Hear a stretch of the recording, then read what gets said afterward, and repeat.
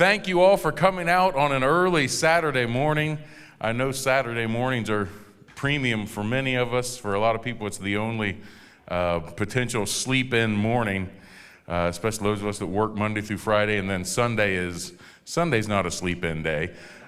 So I know Saturdays are a premium, but thank you so much for seeing this as important enough to say, you know what, we can give up this Saturday of sleeping in, and for the guys of sleep in, and I guess it's March Madness. I know there's basketball on like every channel, but instead saying, you know what, let's go to church and let's invest in our marriage. So thank you so much for coming out this morning. You can be seated.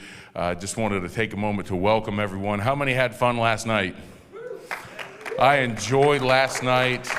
Very thankful for Sister Coltharp and her ministry and her coming to speak to us and build us up, edify us, use some humor to maybe get us to let down our guard and then speak to us, but then to speak very seriously and very powerfully in that second session about just our relationship and the things we go through, and just great sessions last night.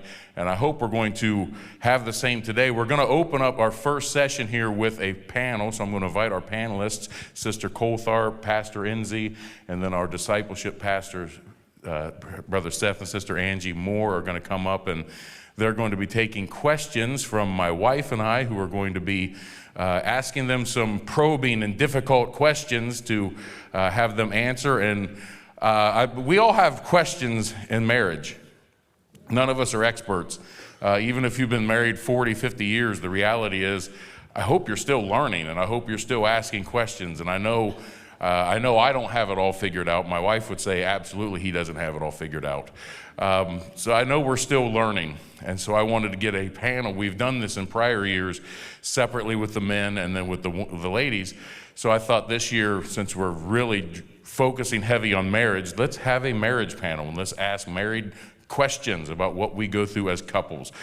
So with that said, we're going to get started here. Do you want to ask the first question? No, she's going to let me do it all, apparently. So right off the bat, I'm going to ask a question that I think will be I think very fitting for, we have a lot of young marrieds here, and we have a few that are not married yet, that this will be something I think could speak to them. And I will ask this question, and then we'll just start with Sister Coltharp and work our way across. But the first question here, what piece of advice would you give to your just married self? Probably something that I said last night. Don't expect him to make you happy. Don't expect your spouse. Don't burden them with something that only God can do. Very good, very good. Yeah, expectation is sometimes the biggest enemy of marriage, because we think it's going to be the end-all, be-all, and it doesn't take long to realize, wait a minute, this isn't quite what I was expecting. Pastor Enzi?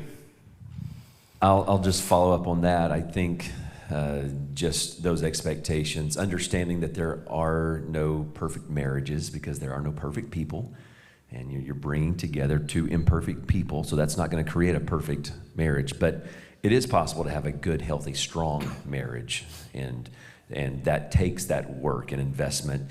And if I was going back and talking to my young married self, I think I would strongly encourage us to just spend more time with couples who had been married for a while and asking them questions and talking about life and marriage. And I think it could have made some of those earlier years a little easier for us if we'd been willing to ask for help more quickly when we needed it, and just ask for more advice from those that had done it for a long time. And I think that would have brought more perspective. And I think sometimes in those early years, you are hesitant to ask for help. You feel like maybe you're the only one or nobody else is struggling. We should still be in the honeymoon phase. Why are we having this issue? And so I think sometimes we can kind of tell ourselves that others are going to look down on us for, because we're asking for help already. Like, what's wrong with you? But I think just that encouragement to spend time with those that have been married for a while and ask questions and ask for help if you need it.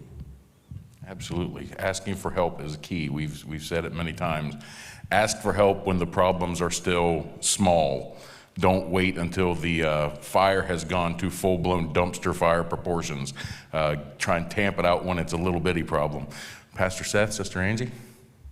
Well, I want to just quickly and keep it brief. I want to draw from what Sister Coltharp said last night, and that is, if I could go back and talk to myself as a young married, or even before that day came, I would tell myself that the normal way, or even the right way, is not necessarily what you're used to doing and what you were raised to do and to know. And of course, that's not shirking, the things that were instilled in me fundamentally and foundationally, but the things, just how we go about doing things in a typical family is not the way that every family works, and especially when those two rivers are coming together. It's could have saved a lot of headache, a lot of grief, had I had a little better forethought, maybe self-awareness there. So. It's good.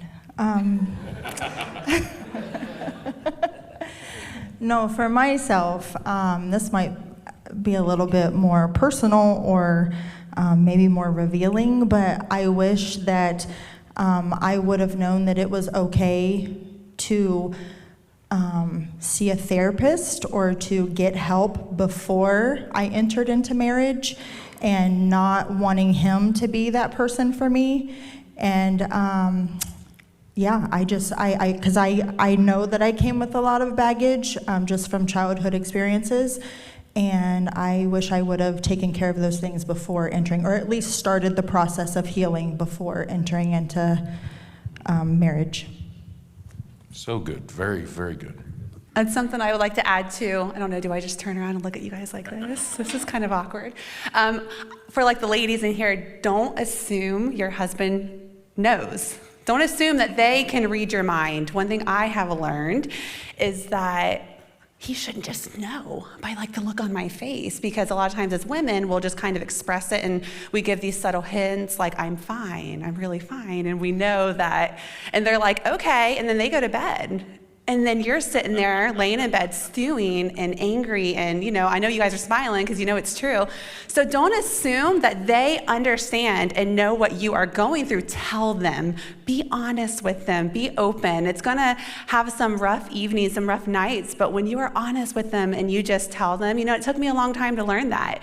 I remember just like sometimes just stewing in my head like, he doesn't get me. No, he doesn't, and he probably won't ever. But if you don't tell him, he'll be like, I had no idea you were mad last night when you went to bed. And then I lost sleep and wake up and he's perfectly fine the next day. He just gets up and I'm like, oh, did that not ever happen? So I just think like, don't assume that they don't know, and just be honest with them. And yeah, I just think that is one thing I would tell myself. Absolutely. Absolutely. Be direct. Yes, we enjoy direct. We don't have to question or try and figure things out. I don't want to be a detective all the time. Sometimes it's just, tell me what I did wrong, and then we can address that. or what you perceive I did wrong. I'm going to ask my wife to ask the second question here, so I'm not the only one doing this. Okay. Question number 2, what role should friends, extended family, and community have in your marriage? And to follow up, how do you set healthy boundaries for those same people? Pastor, we'll start with you. I'll launch out in this one here. I think, number one, the most important thing is that within the couple, you need to agree on what those roles and involvement are going to be when it comes to your friends, extended family, and community. You need to come to a place of agreement, and that may take some work to get to that place of agreement, but you have to decide where those boundaries are going to be. And there's all kinds of different dynamics. If both your families are nearby, that's a whole set of unique opportunities, I'll say, that you get to have and deal with. If your families are far away, there's things that you miss, but there's also probably some drama that you also kind of miss, because you don't have to decide on a single holiday how many different homes are you going to have to go to today to see all the different family members. So when it comes to that involvement, the role of friends, extended family, you need to be in agreement, discuss that, talk about it. And again, don't assume that the other person knows. And if your expectations are not expressed, then you can't be upset when they're not met. You have to express those expectations. And then if there's different expectations, you have to work through that. But there must be boundaries, and there needs to be a line. There's just some things that you should not share with your friends, or there's some things that you should not share with your parents, and putting your families at odds with each other, and never, ever, ever make your spouse have to choose between you and their family. That's always going to be a problem. That flesh and blood, those genes are serious, and we're always going to be defensive of our parents and our family. And our parents are always going to be defensive of us. And so don't put your spouse in that position, having to choose between them and their parents or family. Just good communication, defining those lines, being on the same page, and making sure that you're fighting for each other and fighting for your marriage, not fighting against your spouse in relation to some kind of other dynamic family relationship or friend that could come in between you. So I'll just add, and to piggyback that, and maybe I'm speaking to the couple, the few couples in here that aren't married yet, that there will be times when you'll have to draw a line to protect your marriage and protect your values and your priorities, to where it'll be tough because of those natural feelings you have for your parents, or you're loyal, you want to be honorable, and all of those things are great. And that's something I've wrestled with through the years, is balancing between honoring my elders, or my parents in this case, and being loyal. But at the end of the day, I married one person. I'm not married to them. I walked away from that chapter in life to take on a new set of responsibilities and a new role. And so that has to be my focus. And so I've learned that there will be lines you have to draw in the sand, and you will disappoint. It will happen. You'll disappoint. You won't be able to make everybody happy. It's just, you can't do that. And so that's all I'll add to that. Though there will be tough decisions, but ultimately you're trying to guard something that is a covenant, and it's something that I think just through communication, that's always going to help pad a little bit and protect those decisions.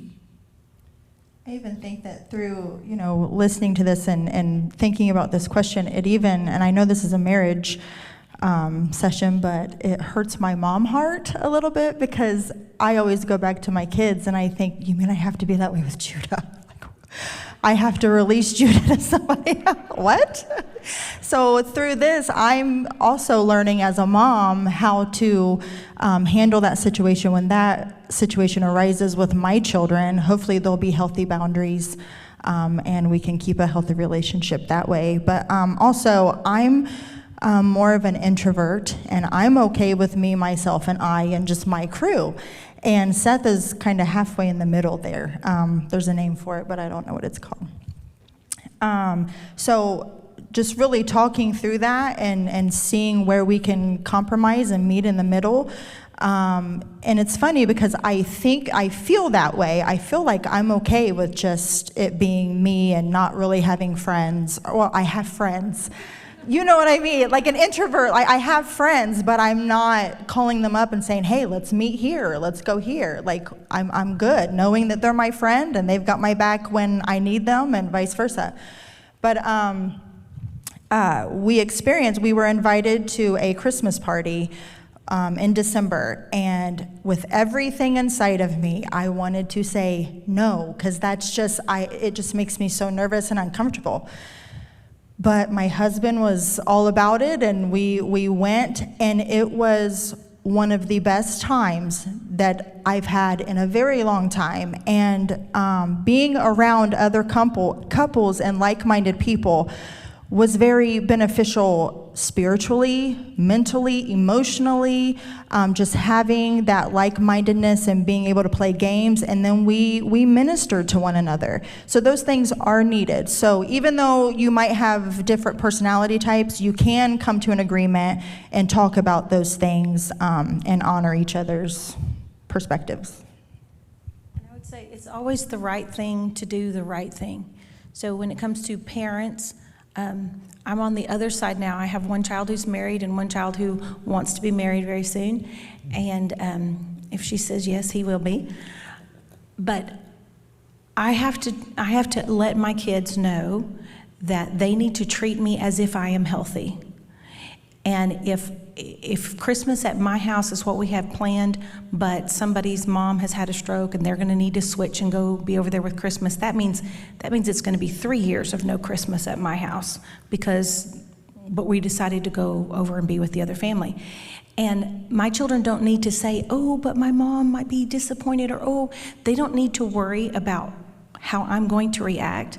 They need to treat me as if I'm a healthy person, and how I respond is about whether I'm healthy or not they disappointed me. So you have to be very careful and not feed the drama mama.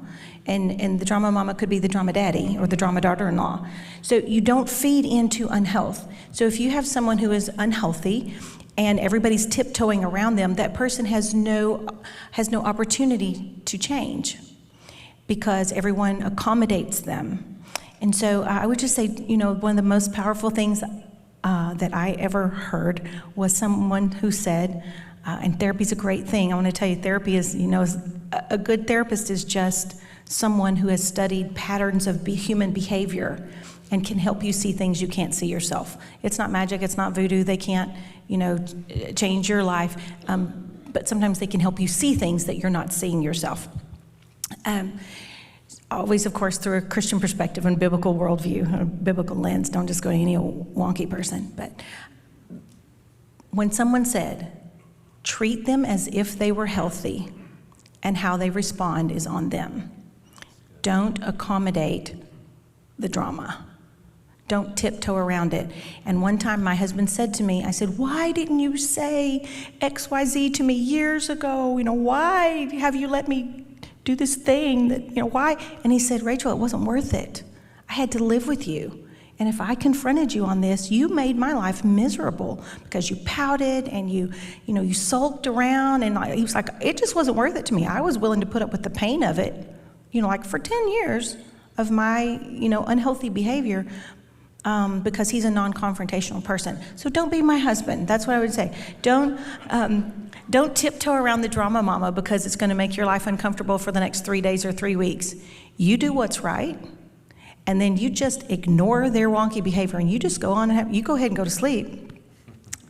But if you start feeding, especially you young ones that are not married yet, if you start feeding into unhealthy patterns and behaviors, there's short-term hurt and there's long-term hurt. And most people try to avoid short-term hurt. They don't want that confrontation. Mama, I'm not coming, because mama's going to cry and throw a fit and blah, blah, blah. Short-term hurt is to be desired over long-term hurt, because long-term hurt will just wear you down, and it's sometimes never over.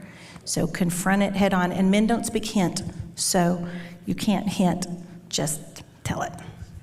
So good, so good. I would only add this just as a practical, how do we set these boundaries? Think of it in terms of circles. Now, the smallest circle in your relationship is going to be your marriage, and the widest circle is going to be your extended community that you deal with. And you have to learn within every circle, as it gets closer and closer, there's a limitation of information. Everyone doesn't need to know everything you're going through. You set those boundaries by saying, the closer it gets to just Melissa and I, there's some things only we know. It has to be that way. You're going to have great friends. She has Jamie as her best friend. And Jamie knows almost everything about her. But we know there's some things that's not even her business. And you have to set those boundaries. You have to make it a point to say, you know what, even my best friend, who I am the closest with in this world and I love them dearly, They have no business knowing some things that go on between my wife and I. For those of you that are young married or going to be getting married, especially the bedroom stuff, no one should ever hear that stuff. Unless there is a real problem and you get actual counseling, no one should be hearing that, because that opens too many dangerous doorways. But you learn to set those practical boundaries of, with this group of people, okay, I can let them in a little bit more. With this group, it's going to be pretty vague, but I trust them, but it's going to be kind of vague. But as it gets closer and closer to just us, their right to information gets smaller and smaller, until I find trusted people. Like, you have a family pastor, you have Pastor Enzi, you have discipleship pastors, you have people that can be trusted, that if the problems are getting closer and closer and closer to that small circle, you find someone you can absolutely trust and have confidence in and say, okay, we need to talk. That's not what you let everyone know on, well, we had a big hyphen get together and we just thought we'd tell everyone what was going on. No. That's not how that works. So that's how we set those boundaries, and they are very important, because we live in a world where there's a tendency to everyone shares everything on social media, and everyone shares everything with everyone, and then you can't figure out, I don't know why our problems, they just seem to get out of hand. You've laid them out for everyone to know, and that's a dangerous place to be. That's the practical application of that I would add. I'm going to skip to question here. Number 5 says, it is no secret that society has changed. Most couples are 2-income households with both spouses working. So how should marriage and family considerations affect one's choice of employment? Or we know that work is very important, but when is the time to consider that a certain career or choice may not be the right one for you and your family? So we'll start with Brother Seth. I like that one. Well, thank you. All right.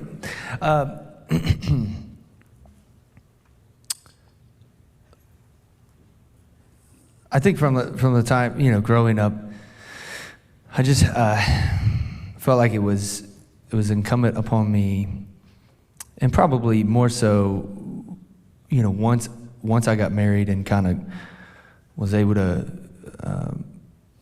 get some sense about myself and about my role as a husband, a father, provider, all of those things. And I'll be completely transparent. It took a while for me to have some kind of resolve and to be confident in that position as, the primary or sole provider, and those things like that. And I think just through us, like, again, those two rivers coming together, as we were begin to communicate desires and, what Angie, what she felt inside of her as a prospective mother, these conversations we would start to have. And then it just began to crystallize for me that I'm going to do whatever I have to do to be that provider, if we're talking job or whatever. Now Angie, she took the brunt of that on when I was finishing up school. I had to cut my hours down to part-time, and then she held on to her job full-time until we had Ava. That's our oldest. And then at that point, I had graduated. I was subbing in a school, and I'm saying all this for a reason, because as a substitute teacher, a new mom, you can do the math. It's pretty bleak at times. But we held on to one thing, and we held on to what we knew we valued most. We had a certain set of values that were non-negotiables, and we knew that if we were faithful to God, that He would inevitably provide. And when I say provide, I literally mean maybe just the needs. He's just going to provide what we need. And it felt like very much so a survival, saga for a while. And I'm not going to say that there aren't times that we still, have tough times and things like that, as everyone is familiar with. But all that to say that I feel like what we have prioritized in our situation and have stuck to it. Even in the very thinnest of times, we have to go back to what God's word says. And what we've found to be true, that even when, the bank account says one thing, we know his word says another, and his word always trumps what all the, external circumstances have to say. And so being faithful in our giving, in our support of the ministry, in our time, talent, treasure, all of those things, God has always seen us through. And so I'll just say it from that angle. And then I would like Angie to share a little bit from her perspective. I think it'll help kind of bring us all the way around. For me, I've just been, I knew from the very beginning that my role, whenever I entered into marriage, yes, I did have a full-time job. I loved my job. I worked in a clinic. I was a nursing assistant. I loved what I did. I worked with children. And then I also did like a home health type of work, and I also loved that job. But I knew that for me, that once I had a child, for me, my responsibility turned from maybe bringing in an income or working outside of the home, but my mindset changed to, this is now my responsibility, and this is who I want to be, and I want to be the keeper of my home. And there's scripture to back that up as well, but that was my goal. And like Seth said, there was a little bit of a struggle there at first because it was pretty hard financially. But God was faithful, and there's scripture to prove that God provides community. I know the one question about friends and community and family kind of ties into this because community helped us. Our church family helped us. God uses people, and when you stay in his will, or you try to stay in his will and do what you feel is right for your family, God will always provide. And it's okay to allow other people to bless you. Like when we are financially stable, or whenever we have extra, we bless. We want to be that blessing for someone else, for another couple, or to missions, or whatever it might be. But that was just something that I was truly very passionate about, and still very passionate about. And the Bible talks of the older women teaching the younger women to be wise and to love their husbands and to be keepers of their home. And I want to be that person for someone else. I don't just want to live it for myself, but I turned 40 this year, and I went to the dentist, and he said to me, well, he was talking about my wisdom teeth. And he said, well, you are relatively young. And that was a first for me. Like, I have gray hair, I'm 40, and you're telling me you're relatively young. You might want to get your wisdom teeth out. But that just shows me, like, the older I get, the more I want to provide counsel, or to show that there is value in this way of life. So with that. I'll just say it's so critical when it comes to this area that you have a vision for your life, and that you have those values that support that vision. If you don't have a kingdom vision for your life, then as the saying goes, if you have no destination, it doesn't really matter which way the wind blows. That in any destination will work because you don't have a vision of where you're going. So you've got to have a vision from God. What is my life all about? What is my purpose? And you use that test of purpose when it comes to education, career, when it comes to whether or not you're going to have one income or two incomes, or if that's going to change when you have kids. I know there's different circumstances, individuals that have had to work at times when it takes them out of church services, and I'm not going to cast any judgment on anybody that's had to do that. That's your going to have to fit within your vision that God's given you for your life. And if that works and you can work around that, you understand that every decision we make, it's going to increase capacity in some areas, and it's going to limit capacity in other areas. And so when you have that vision of your life that God's given you, and you have kingdom values, and that's really what being a disciple of Jesus Christ is all about, that you're trading your personal values for kingdom values and allowing him to change you and shape those values. And when you have a good understanding of that individually, and then you come into a marriage relationship and you're having to join those values, and at some point they have to become basically the same values, or that marriage is not going to work if you have different values. And so that's part of those first few years of marriage, is for those values to come together and establish those.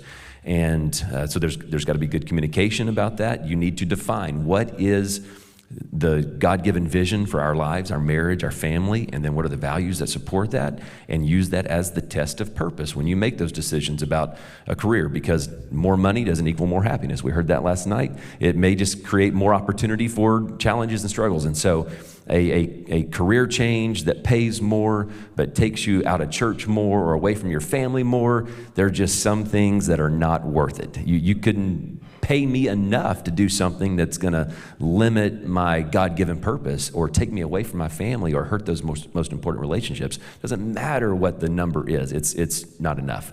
And so if your life purpose is not a kingdom purpose, and you're just chasing a certain dollar amount, or you're chasing a certain career so you can have a certain size house or a certain car, you will never be satisfied. You will always be chasing whatever is next. And so I think having that vision for your life that's defined by God and values that support that are the most important thing. That it becomes a lot easier to make those decisions. If you have to have two incomes for a time, maybe it's a long time, but maybe that's part of your purpose. And I look at both of you, you're great examples of what you do in life and work, and the way that you serve the kingdom and serve the community and connect with the community.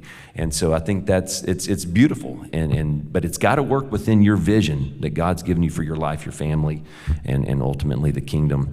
And then you can make those challenging decisions based within that framework, and understand that sometimes there are seasons where you may do something that it's not the long-term plan or vision for your life, but this is a season. We're gonna work through this, and then we know that dynamics will change at some point down the road. And so you understand that and how it fits within that vision and purpose for your life. And we're not glorifying poverty, and we're not glorifying hardship. When you hear us say, "Man, it was hard," man, we were poor. There's nothing holy about being poor. There's nothing, particularly righteous about the struggle. Just like it's not necessarily God's blessing to have abundance, right? To have extra. And God's purpose and plan for every person is different, and you don't know what the next season holds. And so, especially when you're young, investing in an education or a trade, that's just wisdom to invest. One of you is gonna work, unless y'all inherit some money, or somebody, hands you a lottery ticket, but most likely you're gonna work your whole life. Why not work for, $40 an hour instead of $6 an hour? Why not? And so depending on how God has wired you with your gifts and your talents, all men are not created equal. We're not. All women are not created equal. Some of us have intellectual gifts and strengths that others don't. Some of us have physical strengths that others don't. So knowing yourself and knowing, they've said it so beautifully, find your core values. Honor God, work for the kingdom, build a godly house. Build a godly household. And then every opportunity that comes, does it match in with these values? Does it match in with our core values? Because it's what works for my family is not necessarily going to be what works for his, because his strengths are different than mine, but our core values should all be the same. Can I honor God here? Does this honor God? Because honoring God sometimes means that you do take the promotion. So just, you got to be really crystal clear, though, on those things, because if that doesn't drive you, something else will. Personal ambition, the desire for, fortune and fame. It's easier to go to work than it is to deal with the companion or the kids at home. Some people pray a lot at the church because they don't want to be at home. So it's like, so just know yourself, know your own motivations, go back to your core values. And if you don't have any, you need to build some. Amen. I'm going to ask that one. I think this is a good question. I like this one. I like this question because I think it's going to bring up probably that there is sometimes some misconception about this. within marriage, especially the younger we are. Does the level of physical intimacy in a marriage reflect the quality of a marriage?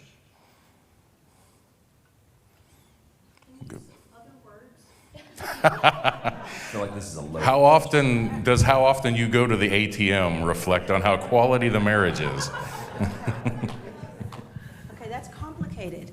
And here's why, because if you have a very complacent, very agreeable companion and a very demanding companion, let's say she's got super high testosterone levels and she's like a rabbit. She's just wanting to, just have 85 kids. And this poor man, he's every day he comes home from work and she's waiting for him, If he's very agreeable, he may just be like, okay, that doesn't necessarily mean that their marriage is really good. It could just mean that she's really demanding and he's really agreeable. Because there can be medical problems. You can have, at some point, they made Viagra for a reason, So isn't it interesting we can't cure cancer, but we can. Anyway, here's where your research dollars are going. But, that's just a loaded question, because there's so many variables. Here's what the scripture says. The scripture says, don't cheat each other. So if you were asking a different question, maybe that was kind of the same to say, how often is healthy? Maybe that. Different people will give you different answers. But according to the scripture, this is a natural hunger, and most of the time, men get hungrier more often than women. And so the wise woman doesn't wait until she's hungry. The wise woman says, we need to eat. So she writes it on her calendar and she looks at recipes and, I don't know, she figures it out. And the wise man doesn't sulk and get mad, if he's hungry and she's not. He learns what her physiology is like. He tracks, her 28-day cycle to know where she's at, on different hormonally and all that. And so, the wise woman puts dinner reservations in advance because she's just not going to get hungry all the time. That will keep a marriage healthy.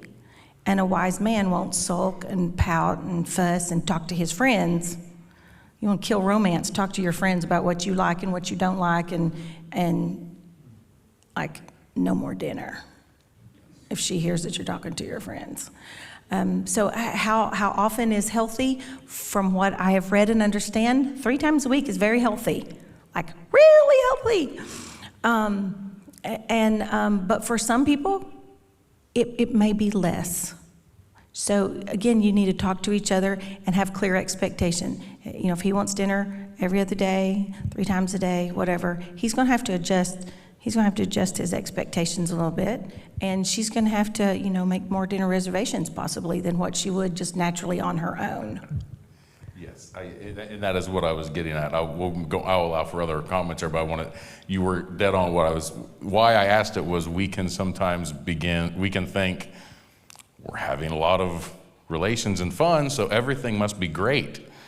But that's not always the case. Sometimes we can mistake the fact that it's regular and there's intimacy with we don't have any problems, when sometimes you can just be using it to gloss over problems.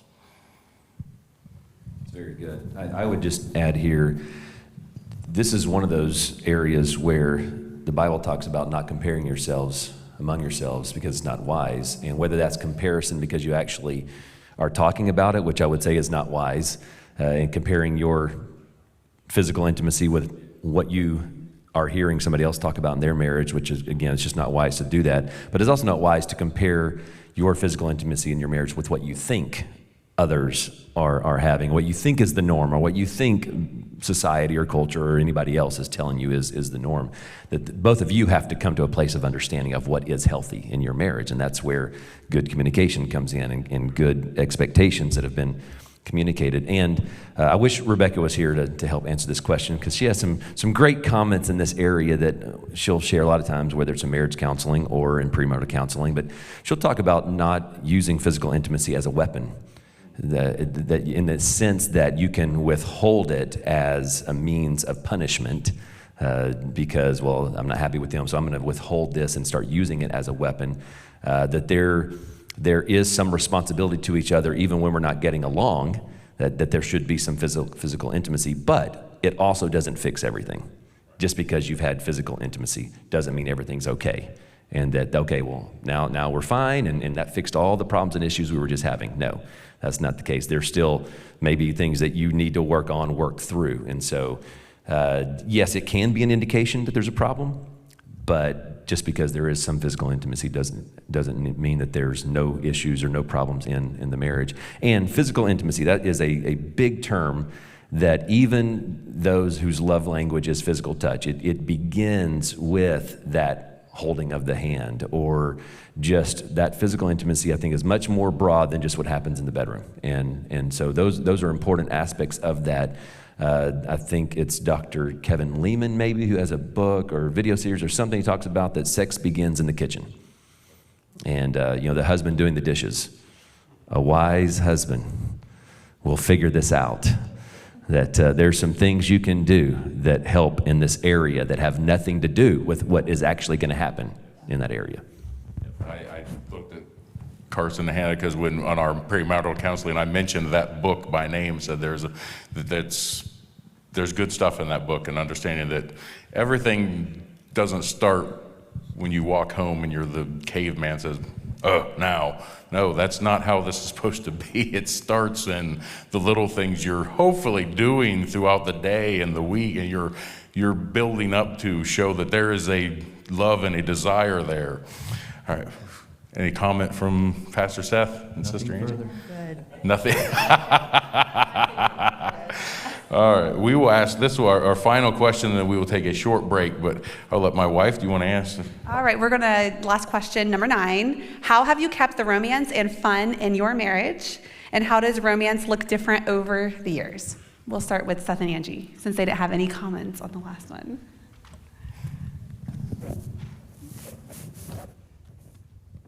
I'm looking at her notes. She's got my answer. I don't know which one cheated. I just put keep dating, and however that looks for you. I know I don't propose that enough, and it's something that I want to continue working on. But just looking ahead, I know for me, if I don't plan something, it's likely not to happen. And so the best times that I could think of is when I've, fortunately, my mother-in-law lives in town, and then before we moved, my parents were our neighbors. And so it was not very difficult to find a sitter, generally. And so I'll sometimes reach out to my mother-in-law and, a week or two in advance and just ask, hey, what's this night look for you? Can you have the kids for the evening and just go out on a date? Or if you can swing, an overnight somewhere or something like that. I just think being intentional about that and protecting that is very important, having that opportunity. And I'll just, again, in all disclosure, it can be challenging if it's something you're not accustomed to doing. When you sit across that table at the restaurant and you have nothing to talk about, you can't think of anything outside the kids to talk about, which obviously that's a central theme. But it's fun to just go out and laugh and enjoy one another's company and hold hands or whatever you end up doing. But I think keep dating, keep that fire going in that way has been a key for me. For us, obviously, she's got us. A big thing for me is flirting. I like when Seth flirts with me. It's not just about the date, but just randomly throughout the day, or if we're here at church, and I like to be flirted with, and I like to flirt back. If it's a random whisper in my ear, or I whisper in his, whatever it is, I do like that. It still gives me butterflies in my stomach. So that's one thing.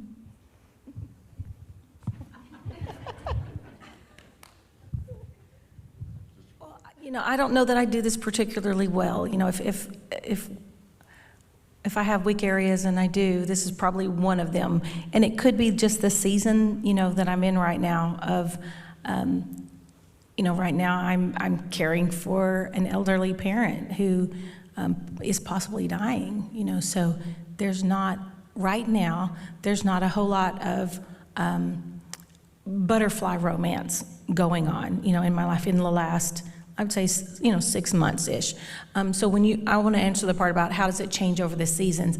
I think it changes according to need. And when you're in a season of grief, or you're in a season of change or crisis of any kind, sometimes what that looks like is comfort, you know, and right now, I think and my husband just went through this season because his father died. It'll be 2 years ago, the end of this month. And my husband has grieved in a way I didn't even know he was capable of. Because again, he's a number one, you know, and doesn't show a lot of emotion. And the man was sending me pictures of his dad's grave as almost like literally every blade of grass comes up. And as the first snow falls on the grave. And so what, I don't know if it's romance, but we have a new richness. There is a new fire that my husband and I have in this last season because there are it's new fuel and I understand him in a new way that would have never come from even date nights across the table. So things change as the seasons change, as your needs change. And it doesn't just look like one thing. Sometimes it is a text message, but it's that sharing, whereas maybe you're sharing hey, I think you're really cute. You didn't know that before. You know, he likes your ponytail on the top, you know, versus down at the bottom. But if he sends you a little picture of your ponytail, I really like your ponytail today. That gives you new information. Sometimes this sharing is a picture of a grave that says it's the first snow. Our Dad's grave. So there are new fires to be built in every season that warm a different part because you weren't cold there before. And so it's a new blanket for the soul that is continued. And I think communication seems to be the underlying theme of being able to communicate. And if you can't say it, maybe you can text it. Maybe you can write a letter. Maybe you can take a picture, you know, of finding a beautiful way, I think, that can be helpful is on your phone. It's going to bring up memories. Take a screenshot of that and send it to, you know, your significant person. You know, for me, it's my kids and my husband, but do you remember this? And say something beautiful about that person and that memory. And that can, you know, kindle some fire too. I remember when our children were born, or do you remember this day we went to the park, or, you know, whatever. Is find a way to communicate how you feel about that person and start new fires. That was tremendous. I would just say, I think that the foundation just has to be when you are in a healthy place individually, when you're in a good place, a better place. You know, if you're living in constant just chaos or conflict, inner conflict, whatever it may be, it doesn't matter how much money you have, how much time you have, how many opportunities you have. You could travel the world, but you're not going to have a whole lot of fun, and there's not going to be a lot of romance if you're not at least working toward a place of health individually and as a couple. So I think the foundation is just all of those basics of communication and time and understanding love languages, and that's got to be the foundation there, because you can't pay for enough fun dates and opportunities if that's not there. And so I think just understanding those values and being aware of each other's needs and love languages and creating those opportunities for communication. And ultimately, it's going to take some time. There's going to have to be time invested and spent for you to be together, to have the fun and the romance and whatever the manifestation of that is for both of you, and that will change through those seasons. And whether it is the children at home season or the grandparent season or the grief season, whatever it may be, that you're going to understand each other, you're going to continue to seek to understand each other as those seasons evolve, and you're going to communicate well. And Rebecca and I have discovered, I think, some of our most enjoyable times together right now is working out together, and it's something she loves. And we've spent Valentine's Day evenings at the YMCA or at a gym working out, and for us, just the most enjoyable thing, just loving it and having a great time. And so that it hasn't always been that way though, but that's kind of our season right now. And so I think just when there is a genuine desire to know your spouse and understand them and know where they are and what they need in that moment, that the fun, the romance may look a little bit different, but it's being intentional and it's giving time and focus and attention. So good, so good.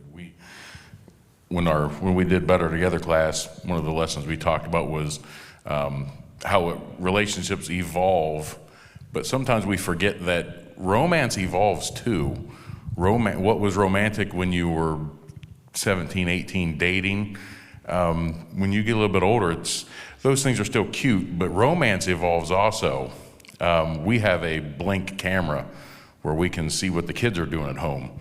Well, we can also pop on there and see whoever happens to be doing something in the living room. And a few weeks ago, I was vacuuming and I was cleaning and I'm going about my business, trying to get everything ready and looking really good. And I get this text and it's Melissa, and it said something like, it's basically, you're vacuuming, it's the sexiest you've ever looked or something like that. I was like, oh, well, I knew she had women's Bible study the next night, Monday. So my thinking was, she's busy. She works full time. I work full time. And yeah, I can go get her a card or flowers like I would have when I was 17. And that's cute and it's romantic, but romance evolves too, folks. And my thinking was, what can I do to show her I'm thinking of her? I care about her. I want to make things easier on her and put inside. And I didn't know she was watching me on camera. I might have danced a little bit while I was doing it. And then he cleaned the bathroom. And for anyone in here, if your husband has never cleaned your bathroom, because that doesn't happen very often, and it was just amazing to have a clean shower. I mean, clean the shower, not just the bathroom. That's a big deal. And I was like, thank you, I'm going away more often. Yes, so just be mindful that everything evolves. It doesn't mean it gets cold or it gets older. It just evolves and it looks differently. And that's okay. Embrace it. Embrace it. You're doing this for your spouse. No man says, what I really want to do today is scrub the shower drain. No one wants that. But you say, I want to do this for my spouse. I love my family. I want to do this. I want to. Romance evolves. Embrace it. And let it be known why you're doing it. And, if there's, I don't know why this is such a big deal. I'm doing it for you because I know you don't like to do it. So I wanted to do something for you. And I could have got you a card that you'd have thrown away, but I wanted to do something else. And I probably looked good on camera doing it. All right, let's all stand. We're going to break. Thank you so much to our panelists. Thank you for your words, your insight, your encouragement. We're going to just take a short break. Let's take about 10, 15 minutes. There are some refreshments out in the foyer, some water, some little snacks, and then we'll come back in and we will have our last session here. And so we'll have some door prizes here and a little game to go with it.